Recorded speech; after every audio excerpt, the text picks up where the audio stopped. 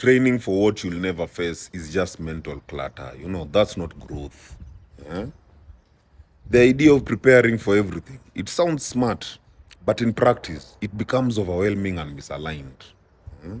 When you're constantly training for things that are not relevant to your path, you're not expanding, you're actually distracting yourself. You'll end up developing muscles for a war you're not even meant to fight.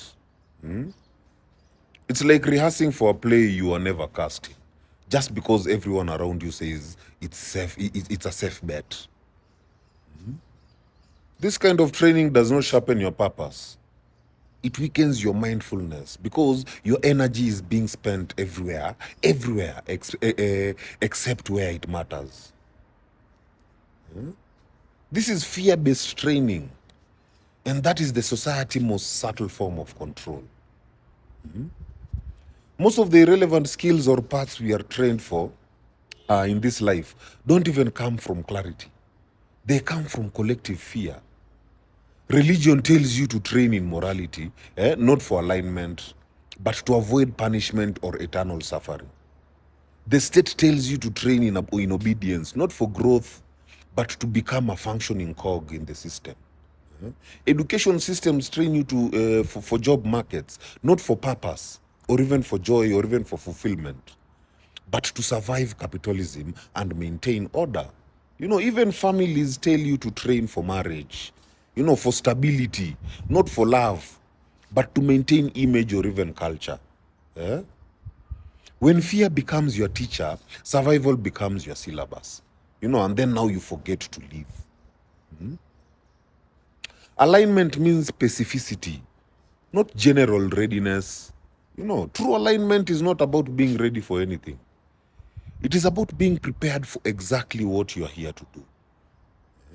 If you are here to be a healer, but you are constantly training in manipulation or even corporate strategy, just in case, you are out of alignment. If you're meant to lead, but you're stuck training to be liked or obedient, then you're blocking your own evolution. Alafu unakuja unasema someone has stolen your star. Alignment means focusing your training where your soul is going, not where the world wants you to stay. Because irrelevant training wastes your life force.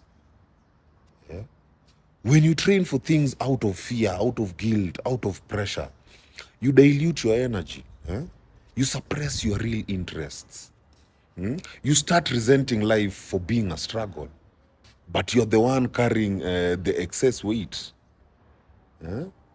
Most people are exhausted not because they are doing too much, but because they are training for things that are not theirs to carry. And eventually they lose the motivation to train for what really matters. Because their energy was wasted preparing for imaginary scenarios. You need to be mindful. Mindful living means focused growth. Mindful is presence. And presence allows you to see clearly what is for you, what is not, what deserves your training, what can be released. When you live in mindfulness, you stop trying to train for a life that you don't desire. You become intentional, you become grounded and efficient with your energy. Because you understand, I am not here to be ready for everything. I am here to master my path. Training out of fear will make you competent in everything except your own life. But training from alignment will make you powerful. It will make you clear and grounded. Exactly where you're supposed to be, where you're meant to be.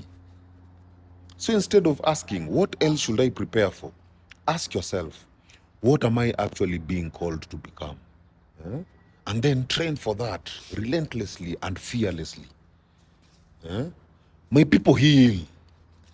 Heal.